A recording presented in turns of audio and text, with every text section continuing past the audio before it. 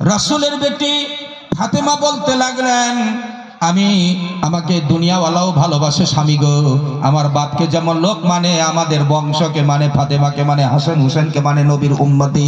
এই জন্য আমি যতবার আপনার কাছে স্ত্রী বলে দাবি করলো, আমার মর্যাদা হোক না কেন, জান্নাতের আমি সর্দারি হোক না কেন, কিন্তু স্বামী আপনি যদি আমাকে মাফ না করেন, আমাকে ফাতেমা বলে আল্লাহও মাফ করবে না।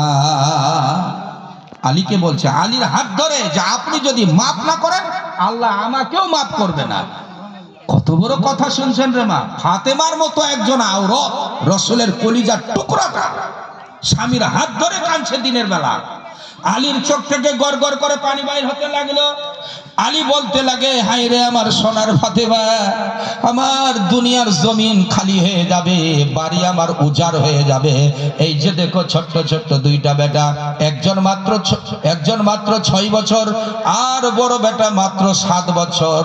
এই 6-7 বছরের বাচ্চাই আর কত বড় হয়।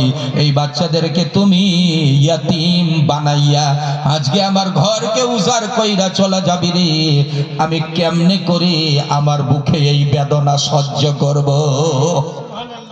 ফাতেমা বলে, স্বামী শেরে খোদা আলীকে বলতে লাগলেন, দেখেন স্বামী গো, আপনার হাসান হোসেন থাকলো যদি মা মা বলে চিৎকার করে কান্দে, আপনি মায়ের মহব্বতের হাত 2 ছেলের মাথায় রেখে মায়ের মতো তাদের আদর করে চুপাই দিবে। কি কথা বলতেছে ফাতেমা।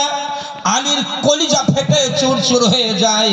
ফাতেমা বলে, স্বামী গো, যতই কাঁদি আর যতই দোয়া করি, কপালে যেটা আজকে আমার মৌত আল্লাহ লিখে দিয়েছে, আমি রাতের বেলায় অবশ্যই ইন্তেকাল হয়ে যাব।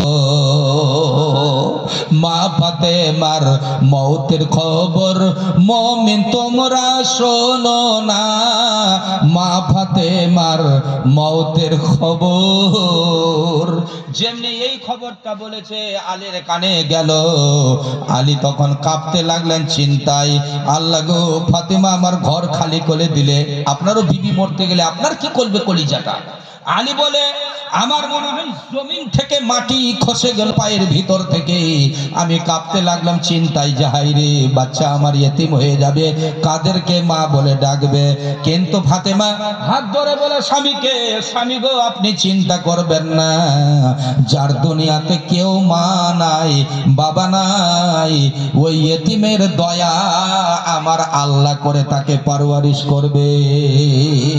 নারায়ে তাকবীর, नाराए रिसालत, नबी का दामन हसन हुसैन का दामन। हजरत फातेमार कथा शुने शेरे खुदा आलीर दिले तसल्ली हलो, शांति हलो। रात হয়ে গেল, ইশার টাইমে নামাজ পড়তে গেলেন। নামাজ পড়তে দেরি হয়েছে। ফাতেমা ঘরের মধ্যে নামাজ পড়ে। মেয়েরা কোথায় নামাজ পড়বে? বাড়িতে। এই কথা বলেন না, মেয়েরা কোথায় নামাজ পড়বে? আর আমরা কোথায় পড়বো? আপনারাও বাড়ি কালে দখল করে রেখেছেন। খবরদার, নামাজের টাইমে কোথায় যাবেন? আল্লাহর ঘরকে দখল করো, আল্লাহ আপনাকে জান্নাতের জায়গা ঠিকানা বানাই দেবে। ভাইরা মায়েরা, ফাতেমা নিজের ঘরে নামাজ আগে আদায় করে নিয়েছে, আর আলী নামাজ পড়ে দেরি করেছে। মসজিদে নববী, যেখানে নবীর মাজার আছে, যেই মসজিদের ভিতরে, হযরতে আলীর একটা অভ্যাস, ডেলি, কথা বলো, ডেলি মানে প্রত্যেক দিন আলী ঈশার নামাজ পড়ে রাসূলুল্লাহর কবর জিয়ারত করত। নবীজির রওজা জিয়ারতে চলে গেলেন, আর নবীকে সালাম জানাই, আসসালাতু ওয়াসসালামু আলাইকা ইয়া রাসূলুল্লাহ, আসসালাতু ওয়াসসালামু আলাইকা ইয়া হাবিবাল্লাহ। এই সালাম দেওয়া জিয়ারত করাতে দেরি হয়েছে ফাতেমার। ইতিমধ্যে আজরাইলের আসার টাইম হয়ে গেল। আজরাইল মানে মানুষের যে জীব কবজ করে যেই ফেরেশতা। হযরতে ফাতেমা জানে, আমি নামাজ পড়ে নিলাম, ইন্তেকালের টাইমে আমার 1 ওয়াক্ত নামাজ কাজা ছিল না। কার ওয়াজ শুনছেন আপনি? আরে মা বোনে, ফাতেমার জাত, যেই ফাতেমার ইন্তেকালের টাইমে 1 ওয়াক্তের নামাজ কাজার প্রমাণ নাই। সুবহানাল্লাহ, সুবহানাল্লাহ, 1 ওয়াক্ত নামাজ কাজার প্রমাণ নাই ফাতেমার। ফাতেমা বলে, আমি সুস্থ ছিলাম দিনের বেলায়, রাতের বেলায় যখন আমি নামাজ পড়ে বিছানায় ডান গালের উপরে ডান হাত রেখে আমি কাবামুখী হয়ে শুয়ে গেলাম, তখন দেখছি আমার হাতগুলো আর চলে না, আমার হাতগুলো নার্ভাস হয়ে গেল।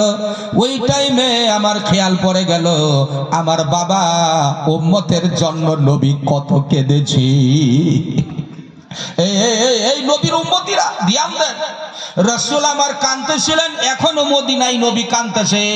জীবনীতে আমার মুখে শুনেছেন আপনারা, নূরগঞ্জ স্কুল মাঠে শুনেছেন, ঠিক না?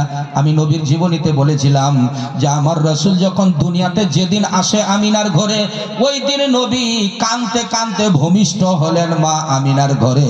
আর সারা জিন্দেগি নবী আমার উম্মতের জন্য কেঁদেছে, এখনো নবী কাঁদতেই আছে মদিনায়। কিয়ামতের দিন নবী আবার কাঁদতে কাঁদতে আমাদের জন্য উঠবে।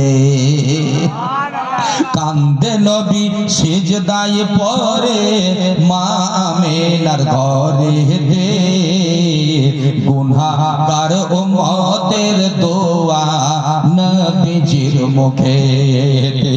আল্লাহ গুনাহগার উম্মত, বেশি দিস না, এটা হালকা। গুনাহগার উম্মতের দোয়া নবীজির মুখে এতে।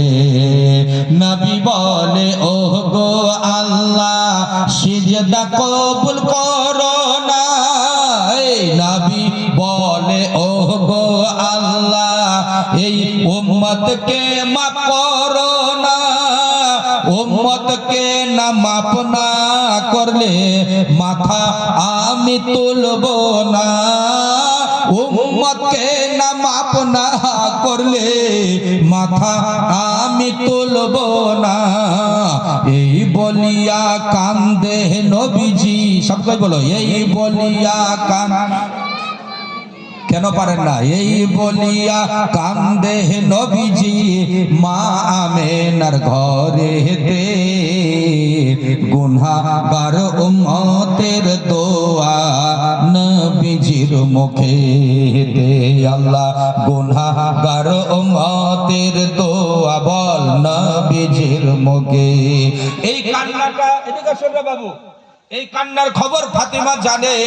আমার বাবা সারা জীবনটাই উম্মতের জন্য কাঁদতে কাঁদতে বিদায় নিয়েছে।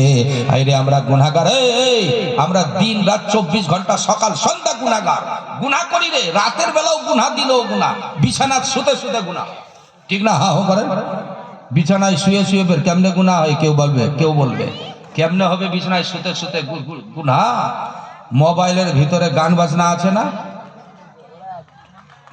গানও চলছে, বাজনাও চলছে, আর নাচা কুদাও চলছে। ওটা কি দেখলে? ওটা দেখলে কি নাকি ফতোয়াটা মারো? তাহলে বিছানায় শুতে শুতেও গুনাহ, নাউজুবিল্লাহ পড়ো মিয়া। আমার রাসূল জানছে যে আমার উম্মত গুনাহগার, কেমনে পার হবে এরা দুনিয়ার এই শয়তানের প্ররোচনায় পড়ে, আমেরিকার চালে পড়ে, মোবাইল পকেটে ঢুকায় নিয়ে এদের গান বাজনা পকেটের ভিতরে ঢুকে থাকবে। কথা ঠিক না?